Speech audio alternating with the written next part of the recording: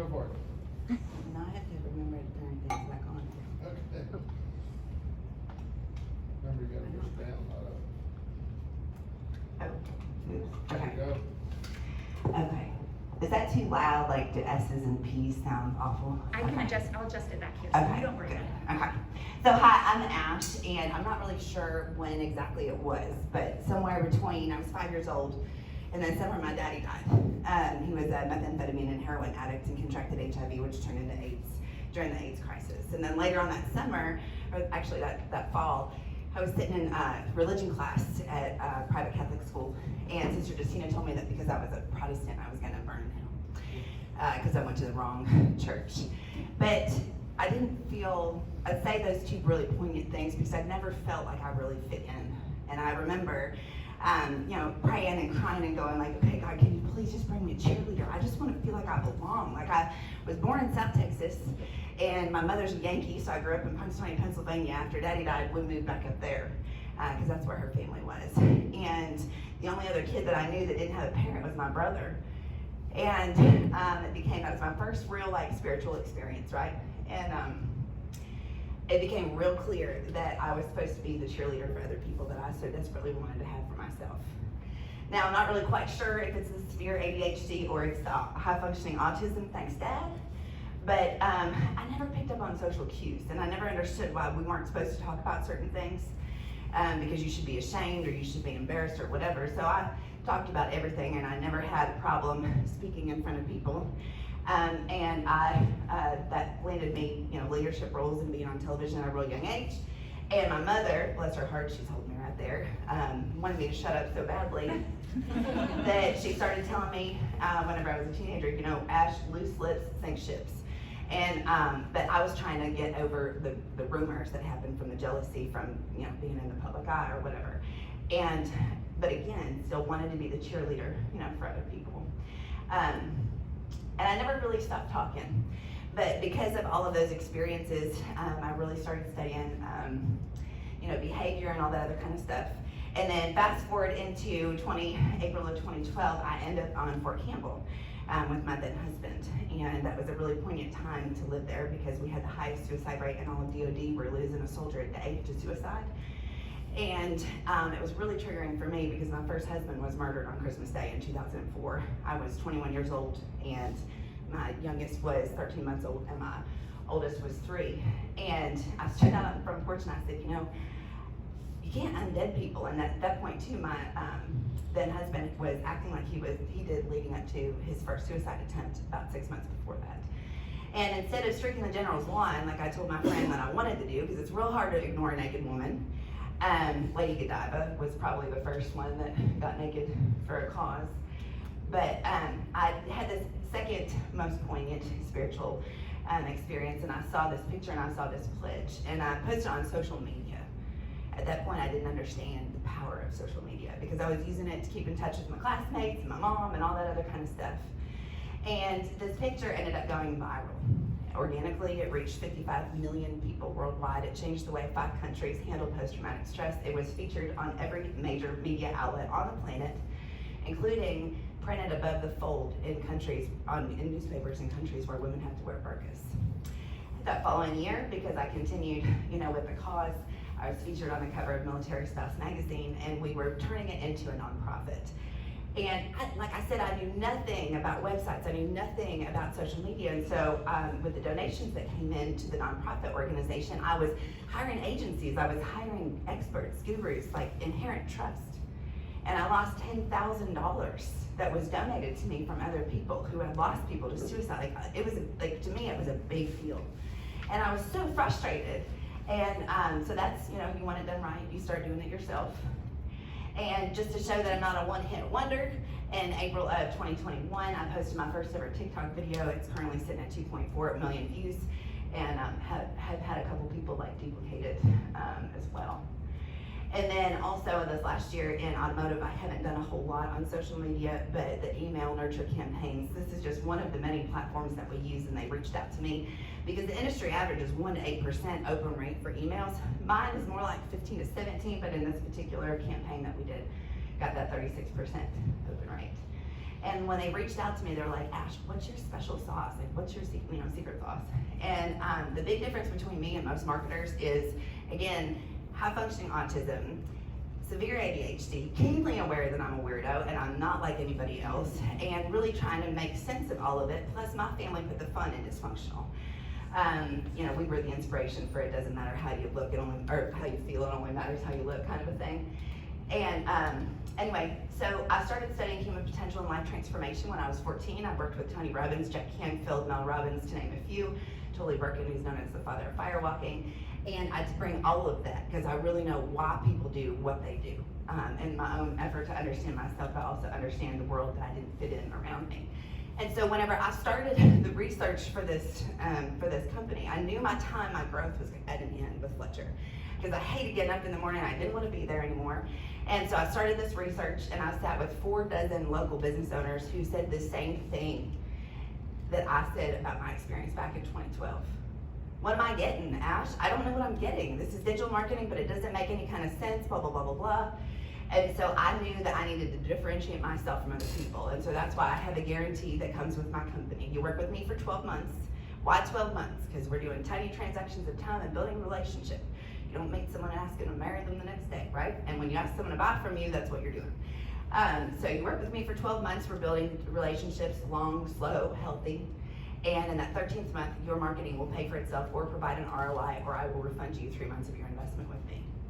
Additionally, at the end of that month, I'm very aware that my business is designed to help your business grow. And so the whole point is you need to outgrow me. And so at the end of that 12 months, you have a plug-and-play system. So whenever your business gets to that point where you can hire internal marketing or you want to handle it yourself, you have 365 days of reusable, repurposable content, your marketing and your promotion calendar, your pixels, all that good stuff in your CRM already set up, and you know what to do so that you can take it from there, or you can move on to someone else. So customers want several different things. Again, this is just breaking down, bringing in human behavior. I don't know if you know this with your business and your marketing, but it ain't about you. It's about your customer, your potential customer, and inviting them in where they're the hero of that journey and you are Yoda. You're the guy. So customers want you to know. They want to know that businesses know them. They want businesses to show that they know them. And they want businesses to show that you care, right? And obviously focusing, and then whenever you give, it activates the law of reciprocity, which is why there's, lead magnets and all that kind of good stuff that I don't want to go into right now. But, so the value that I bring is it's marketing that saves business owners time and really educates them on what marketing is, because it's an exercise of memorization, of branding, literally like a cow, your business into the minds of other people, so that you are easy to talk about, easy to remember, and you stay top of mind. So that means you make more money so that you can go help the people who need you faster and more efficiently. So the plan, kind of skim over this because I really don't want it to sound like a sales pitch, but this is what I like to put together. Is branding that matters. Let's start with the foundation, because there's a reason why for the color schemes. You're training people how to interact with you and how to remember you, but more than that, your values, what you stand for, what you stand against. Messaging that works. And one of the big things that I'm hoping to get from y'all from this is I'm too close to marketing to really know that I'm communicating effectively. I can rattle off things like KPIs, ROIs, CPOs, CSETs, CNETs, all that kind of stuff, and y'all have no idea what I'm talking about. But it's the same thing for you and your business. And so it's like I wanted to find out if I broke it down into potato language, because if a 3 to 5 year old can understand it, that's where the customers are going to go, because they don't buy the best service, they don't buy the best product, they buy the clearest messaging. And then metrics that show growth. Look, vanity metrics have their role. Views, reach, all that engagement, it drives your ad spend down. But I'd really like you to try to call a utility company and be like, I think I'm going to pay my electric bill with my Facebook reach this month. It doesn't work out that way. So that's why we're showing metrics of growth based off of your KPI or key performance indicators that you establish for what you want to do on your digital marketing. Now the phases are, number one, we focus on increasing your engagement on Facebook and Instagram, because it makes your leads actually work, or your ads actually work better. And we do 3 posts per day that are focusing on these different topics. 2 is that ad space, and then 3 the one thing that I have learned not being from here is that the Kansas City market, this area of the country, community engagement matters so much more. Y'all, I lived in Nashville, I lived in Portland, I lived in Seattle, and Nashville, it mattered a little bit like they don't really care at all on the West Coast what your community involvement is, but this area is so important and highlighting it means so much. So that's basically my presentation, and the challenge is, you know, like I said, is making sure that I'm communicating in a way that y'all understand, that other people that aren't in marketing understand, because otherwise the message falls flat. All right, who's got some questions for Ash?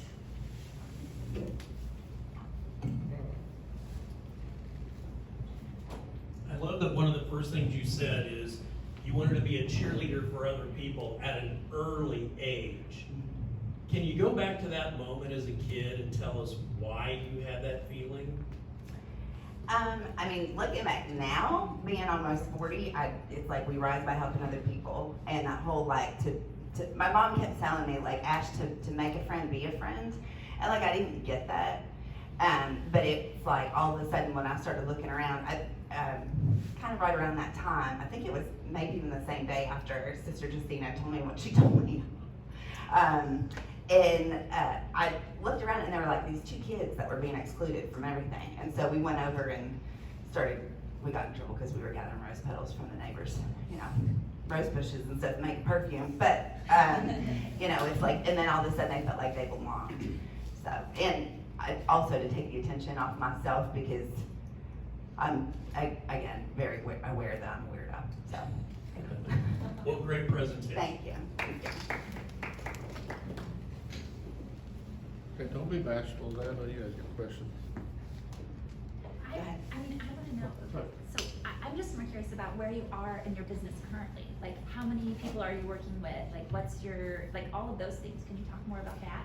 So I have 6, I have a list of about 40 businesses that are waiting on me to put the information together and then do the presentation. And I sent, and I was meeting with them prior to having my crud together, and I'm like, oh, okay, well that looks real good. Actually, like, oh, you're a branding and marketing expert, and your crap is not together. So I stepped back, and the funnel, because websites are not effective. Like, it's like going into like a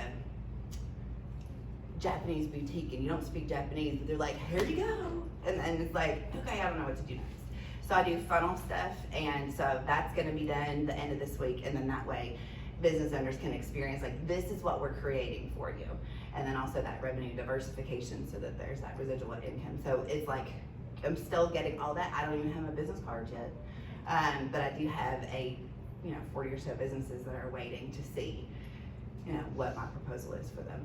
And what's your ideal business to work with? Like, who's the ideal business owner? It would, a business owner that went into business in an area of passion because they want to positively impact the world.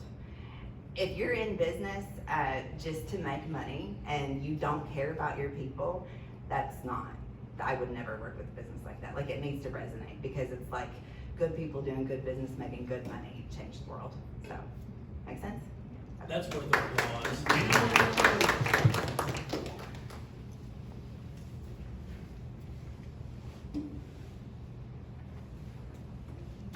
First and foremost, you're amazing and what you did, and I think, before I ask a little question, I just have to say, I think your passion for people is gonna make you very successful. The one thing I'm curious about is, I'm assuming it's just you. And so, as you said, like you've got a group of like 40 businesses that are waiting. Have you thought about, because it's just you, how much you're able to take on and how many businesses you're gonna be able to do just on your own in the way that you wanna do it? Because I know that you are particular and you are gonna put everything that you have into it. So I'm just curious about that, and sort of when you get to that point, do you have a plan on and being open on maybe hiring someone or, with that growth? Yes.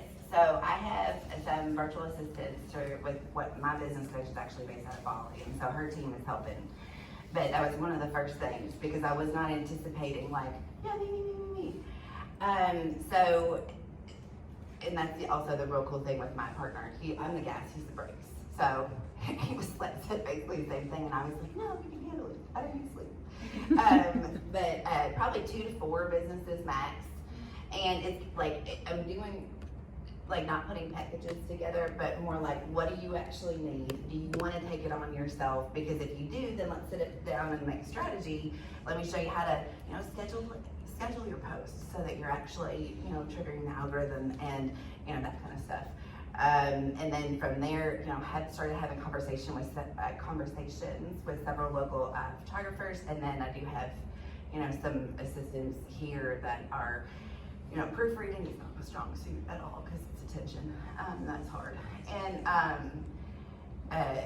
just the scheduling aspect of it and that kind of stuff. So yes, like looking at that. Yeah, so you can also sort of be like a marketing coach too, if they don't want you to just, here's my marketing, do it for me. Yeah. Cool. Great presentation, Ash. You're always so great and light up the room everywhere you go. I was thinking, I don't know if you've met Evelyn Gooden. She owns Mafia Designs here in Joplin, but I know you guys do something similar. So, and I don't know like what her growth metrics are, but she might be a good person to bounce some ideas off, because I believe you guys are doing very similar things with people. And I don't know how many people she's taken on or what that looks like, or maybe even collaborating, Oh, that's a good. idea. together, as far as like a client base and being able to grow that. So, Okay. Yeah. Awesome. Yeah.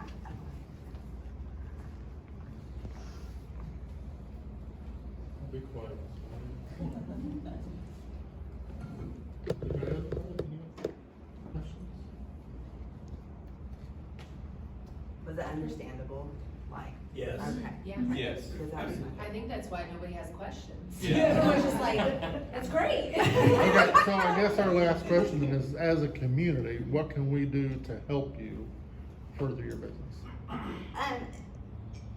Getting the word out, obviously, because word of mouth is amazing, but if you come across people that are good with, because a lot of the people that are like, oh, Ash, I want to work with you, but I have a friendship with them too, and I've learned multiple times, because I like to learn lessons more than once, to be sure, that doing that is not a good idea. So I'd prefer it be somebody that I get introduced to, but I am looking for, like a kind of an executive assistant that would basically take my paper calendar and put on like that kind of stuff, and then also the photographers, and because I know that the growth is happening, and then even anybody else that really understands social media, but maybe they just want to work from home or part-time, because that's, I really want to make that more accessible, especially to single moms. All right, thank you. Oh, Sorry. I got one last thing, and I apologize if this sounds like a sales pitch. First of all, the question, are you working out of your house now? Yeah. If you ever get to a point, our business incubator over on the other side of the chamber, the Joseph Newman Innovation Center, Okay. we have day passes for $20 where you could come in and have high-speed internet with your laptop. Oh, cool. Or for $150 a month, you can have a floating desk, no long-term commitment, high-speed internet. We've got a break room in there, and you can schedule 2 different conference rooms. If you needed to meet with a client, it would be like Oh, your that's office. cool. Okay. And we have a podcast recording studio that you could do. Nice. $150 a month, Okay. no long-term commitment. Cool. Okay. Yeah. No, that was awesome. all right, thank you.